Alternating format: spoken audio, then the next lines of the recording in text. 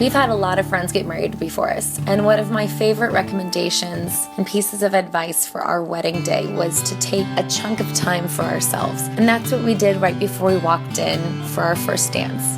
We then walked down the iron wrought staircase down into the depths of the mill, and just were joined by cheers and whistles and clapping and looking around at all these people that traveled so many miles to celebrate with us and to share in this love. The best part was just forgetting anyone else was around us, and it felt like we were just dancing alone and really taking in this moment. We really wanted our guests to feel like they had an inside scoop on local food, local flair. So our drinks were made from mangoes from the very tree we were standing under, and the salad and the fresh fish was made from vegetables on a local farm nearby in Haiku, and fish caught that day off the Big Island. I think everyone really felt like it was a local luau, a local celebration, something that could have been done years ago, and a really traditional way of celebrating family and ohana and this wonderful celebration of two families coming together. The dinner portion of the evening was unbelievable. It looked like it was straight out of a movie. It looked like Hogwarts. The lighting and the air were just perfect. My dad and I danced to a classic Sinatra song called I Wish You Love. And it was such a great way for my dad to hand me off and saying, more than anything in the world, I wish you love.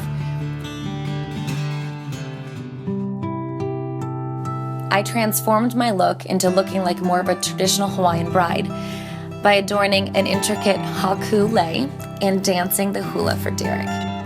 This is something that's very special in Hawaiian culture, and it's a symbol of the bride's first gift to her groom. Since my hula skills were a bit rusty from childhood, I had been taking hula lessons for the 6 months leading up to the wedding.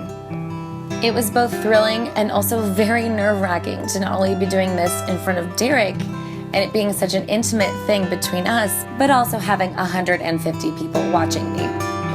I chose the song Mauna Leo, which was one of my favorites growing up. The song tells a story of how the mountains of Maui always feel like home.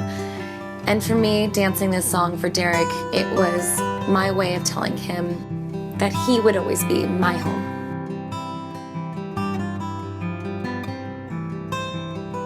Watching Emily dance the hula was the most amazing moment of maybe my entire life. I never thought something could be so beautiful and so perfectly tailored for just me in front of all my family and friends.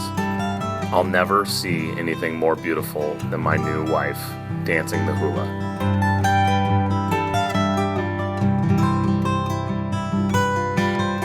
After the hula was done, I was totally overcome with emotions. All I could do was hold Emily and kiss her.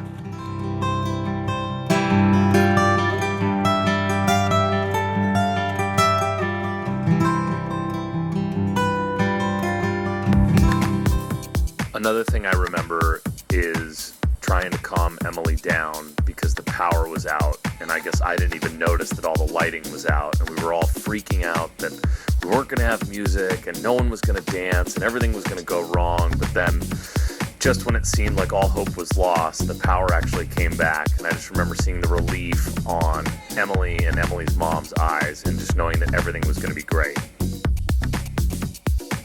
On to the cake. The only thing I remember about the cake was that one of our party guests got a little overserved and decided to eat the rest of the cake. This kind of ruined our plan of having our final piece after our honeymoon was over, and it was going to be saved in the freezer. Oh well.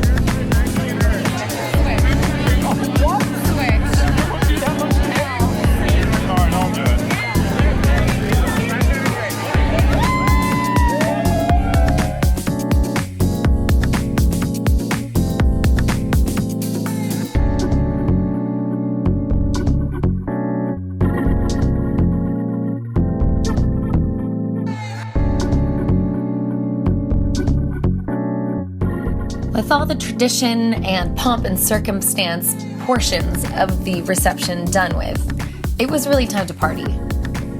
To get everyone in the mood, we knew we needed 3 elements: a great DJ, a great dance floor, and some pretty all-star bartenders.